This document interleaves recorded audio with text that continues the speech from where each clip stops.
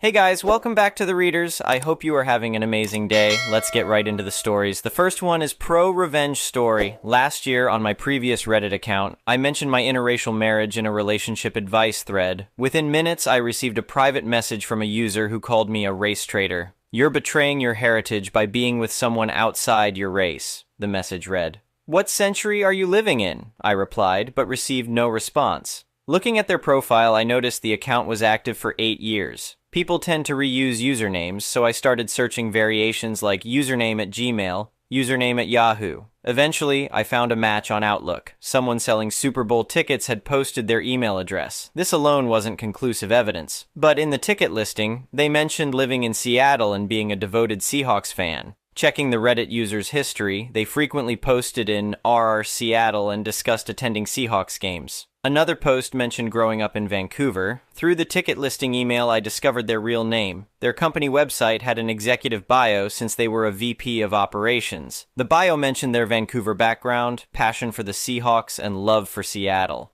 Their LinkedIn profile popped up in my search too. I sent them a connection request which they accepted, not surprising given their 500 plus connections. The evidence was adding up. Same unique username across platforms, Seattle resident active in local subreddit Seahawks fan Vancouver background. Their Facebook profile was public, containing subtle racist undertones. Their Reddit history was far more explicitly racist. Given the multiple connecting factors, I compiled a detailed report with screenshots and links. Considering their senior position likely involved hiring decisions and their company's prominent diversity statements, I contacted their HR department. "Would you be concerned if one of your executives was openly racist online and undermining your diversity initiatives?" I asked. "Very concerned," the HR director replied. "Do you have any evidence?" I explained my investigation and emailed over my findings. When I followed up weeks later, they gave a standard response. "We appreciate the information but can't discuss personnel matters." I monitored their LinkedIn profile monthly. Soon enough, they posted, "Excited to explore new opportunities. Open to positions in operations leadership." I messaged them on Reddit. "Noticed you're job hunting. Thought you should know why." "I'll find you," they responded. "I'll make your family suffer. You're dead." They still hadn't realized I could track their LinkedIn activity. I added their threats to my report folder. Weekly LinkedIn checks showed they landed a new position. The new company's HR was equally receptive to discussing their recent hires' online behavior. The HR manager, whose voice and name suggested she was African American, was particularly interested in the evidence. Shortly after, their entire online presence vanished. LinkedIn, Facebook, Reddit, everything. The new company's executive team listing never included their name. I would have continued tracking them, but they finally learned to stay offline. The next one is an entitled people story. I had just turned 18 and was living with my parents in a decent suburban neighborhood. Nothing fancy, just regular middle-class homes with small yards. My parents gifted me a used Toyota Corolla for graduation. Nothing flashy, just a reliable 2012 model in decent shape. I was beyond grateful since I needed it to commute to my community college classes and my part-time job at the local hardware store. Our neighborhood didn't have an HOA, thank God, but we did have this one neighbor. Let's just call her Karen. She lived 3 houses down and seemed to appoint herself as the unofficial neighborhood watchdog. She was probably in her 50s, always wearing those designer sunglasses perched on her head, and carrying around a small, yappy dog that seemed as miserable as anyone who had to talk to her. I tried to avoid her as much as possible after watching her scream at the mailman for damaging her grass by stepping on it while delivering mail. She once called the police because someone's trash can was left out past 6 p.m. on collection day. Not exactly a stable person. One Friday afternoon, I came home from work exhausted after a long shift. The street parking in front of our house was taken, so I parked my car legally on the street about 2 houses down. I didn't think much of it. It was a public street and there were no restrictions. The next morning, I woke up to go to my Saturday class and found my car was gone. At first, I thought it was stolen, so I ran inside to tell my parents. My dad immediately called the police while I frantically searched the area. As I was walking around looking for any sign of my car, guess who approaches me with the smuggest look on her face? "Looking for something?" Karen asked, practically gloating. "My car is missing," I replied, trying to be polite despite her tone. "Oh, that old Toyota? I had it towed. Children shouldn't be driving cars in this neighborhood," she said with this weird satisfaction in her voice. I was completely stunned. "What? I'm 18. I have a valid license. You can't just tow someone's car. Well, I did. You look 14 at best, and I'm tired of teenagers racing down our streets. I'm keeping this neighborhood safe. She crossed her arms like she'd just saved everyone from a terrorist attack. You had no right to do that. That's my property. I was starting to lose my cool. I have every right. I've lived here for 15 years. I know what's best for this street. She then turned and walked away, her little dog glaring at me over her shoulder. I immediately ran back to tell my parents what happened. My dad was furious. The police had already arrived to take the stolen vehicle report, and when we explained what actually happened, they were confused.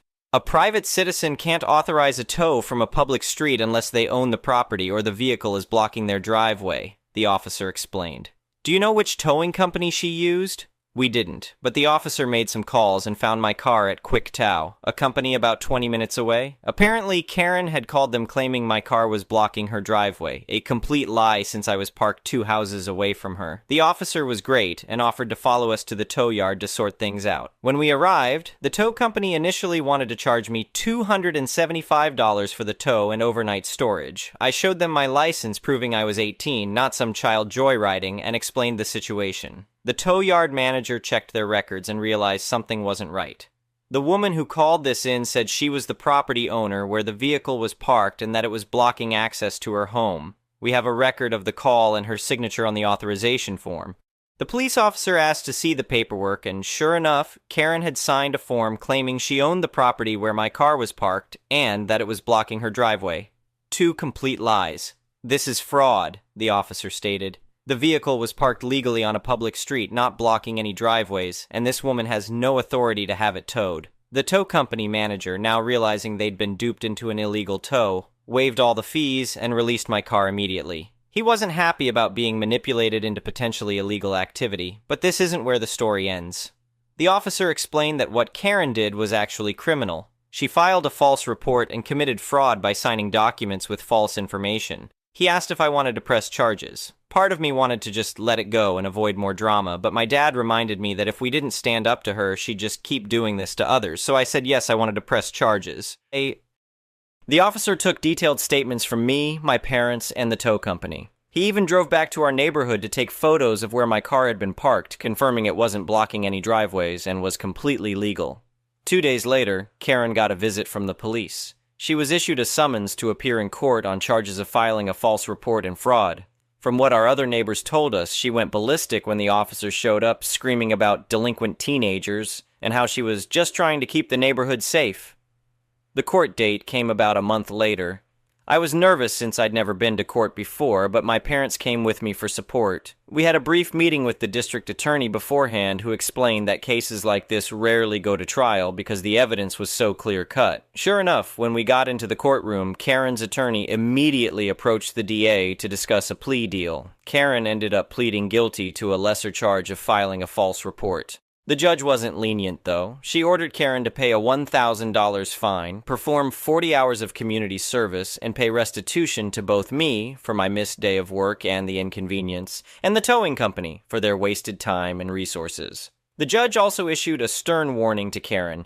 The streets are public property. You have no authority to regulate who parks there or to determine who is old enough to drive. That's what the DMV is for. If you ever pull something like this again, you'll face much more severe consequences.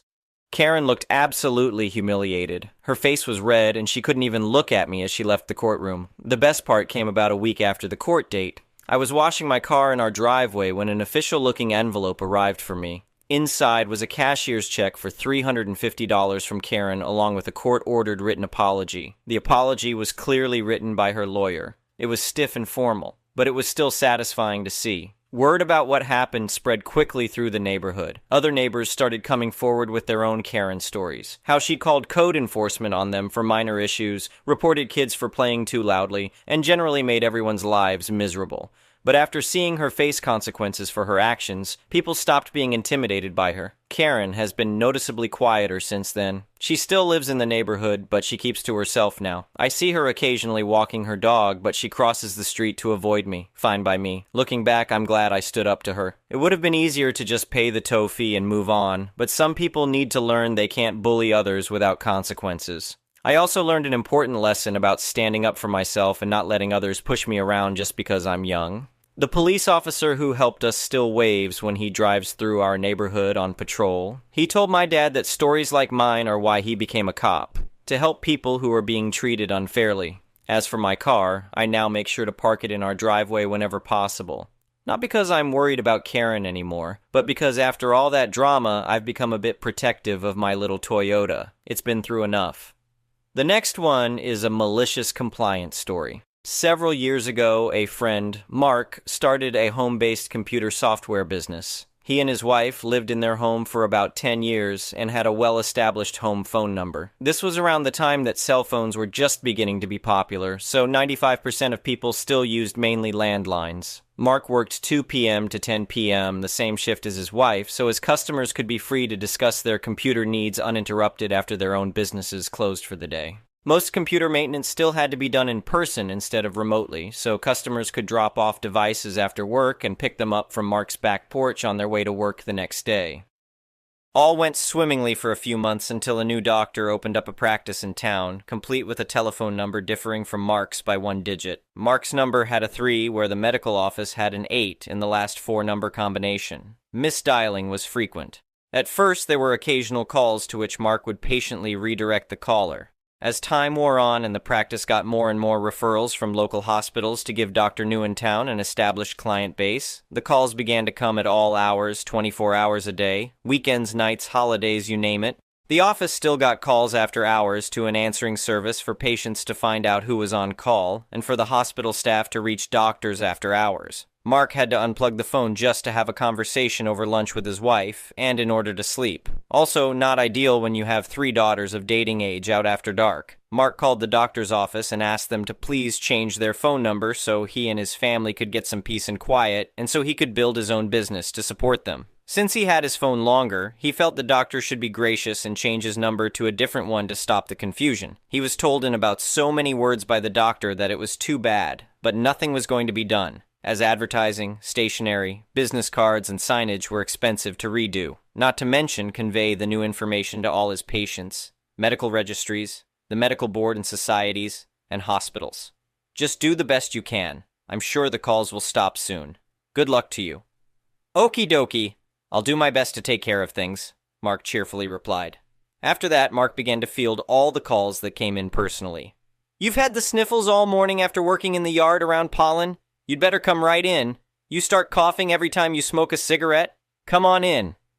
I'm not the doctor, but a temperature of 98.9 sounds a little high to me. We'll see you right after lunch today. You're new in town and have kids who need physicals and shots for school next week? It just so happens we have an opening in an hour. No, don't worry, we can take all 5 of them at once today.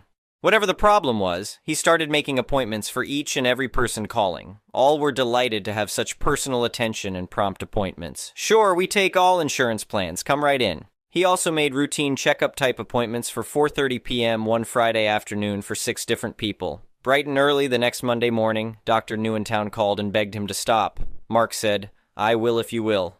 The doctor had a new phone number before the end of the week. The next one is an entitled people story. My cousin sucks. That's the long and short of it. She is spoiled, stupid, and absolutely convinced the world is out to get her. Let's call her Emma. Emma has had issues for ages, but's due to her manipulative behavior only now is the rest of the family realizing how crappy she is. We got along fine at first. We didn't see each other often, so that probably helped. We were both closer to another cousin, Brandy, who we both saw more often, although she was a lot closer to her since they grew up together.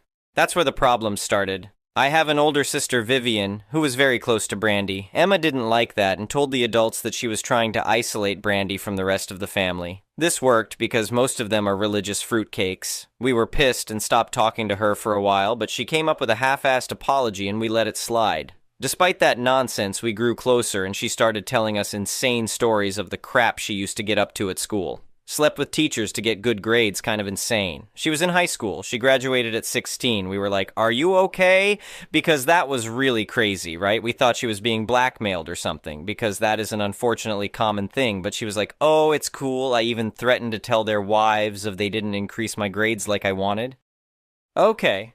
I mean, if the teachers knowingly had an affair with a child, they deserve the worst the world can throw at them, but the fact that she continued to associate with these people just didn't sit right. But at that point, she had graduated already, so we couldn't do anything for her, so all we could do was notify the school, which she somehow took as a personal attack. We hadn't even mentioned her name in the anonymous email we sent, but she saw it as us looking down at her because we got good grades without even trying, and had the luxury of being holier than her due to natural smarts she wasn't blessed with. She went on and on and on.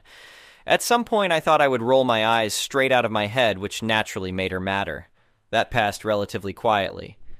Then she told us that the boyfriend she had stolen from one of her friends fingered her in class while they were having a lesson.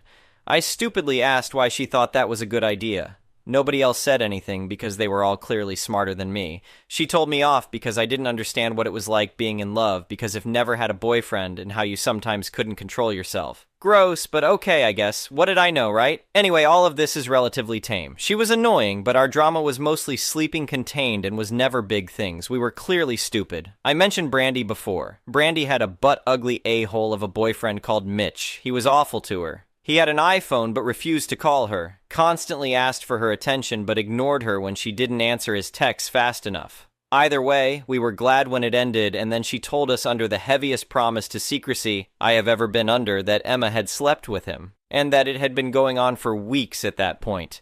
According to Brandy, Emma said that he came on to her and had been pressuring her to sleep with him, but Brandy wasn't so sure because it wasn't the first time it had happened, but at this point we weren't even surprised, but we were shocked that she would do it to Brandy of all people, and even worse that Emma had done it from Brandy's very first boyfriend. And because Brandy's taste in men was absolutely atrocious, most of them took Emma up on the offer. Of course, none of this was Emma's fault. After a while, Brandy moved in with us, and Emma followed. We went bar hopping to celebrate. After a while, I wanted to go home and said I'd be fine on my win, but Emma berated me for being a killjoy and then started a fight with some random girls and almost gore us murdered. Despite all that, that wasn't the real issue. One day, Vivian and Emma argued, and Emma somehow turned the house against her. Even Brandy, who should have known better. Brandy did eventually apologize, but I was done at this point. Vivian did forgive her, but they had been close after all. I guess she didn't want to lose a friend. She was a little distant with her now, though. Either way, they felt the distance, and among other things, my dad bought us, his children, mind you, new phones to replace our old ones, and they felt left out for some reason, even though their phones were brand new, and decided to take a step back from the family.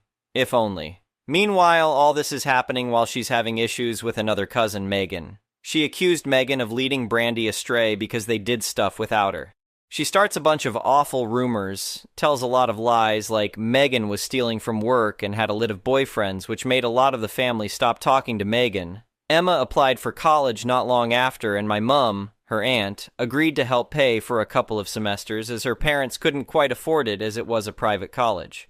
She was supposed to graduate 3 years ago. That amounts to more than a few semesters, and it didn't help that she kept stealing the money at first until my mum threatened to stop paying. She showed her appreciation by refusing to sit for her exams one year. She wasn't ready, and failing the rest of the time. She finally graduated this year, choosing to get a certificate because the bachelor's was too hard.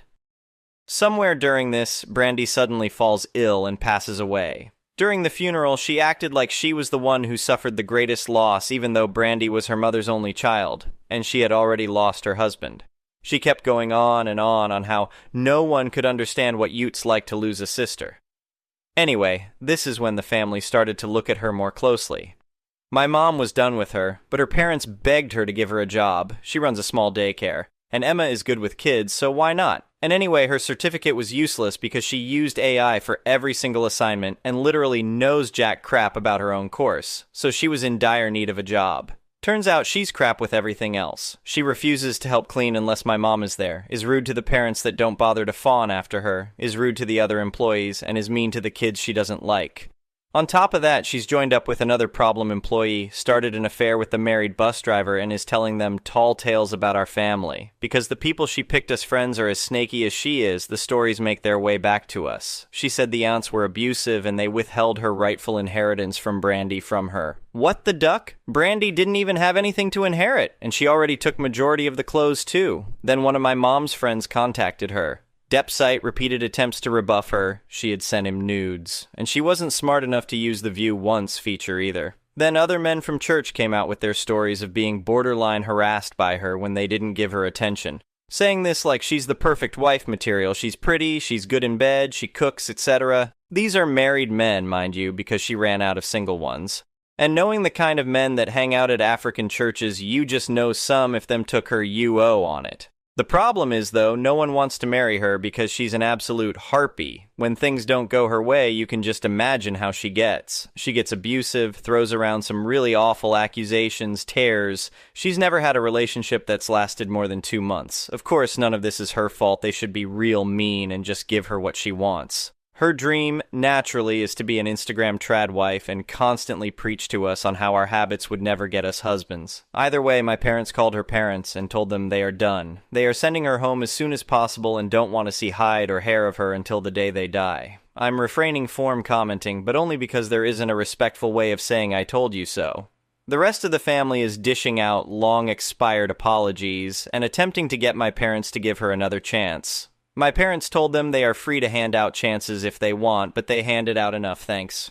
She found out, and of course none of this is her fault. She blocked us all, is claiming blood doesn't mean family and how she is better off without us, courtesy of her snaky friends.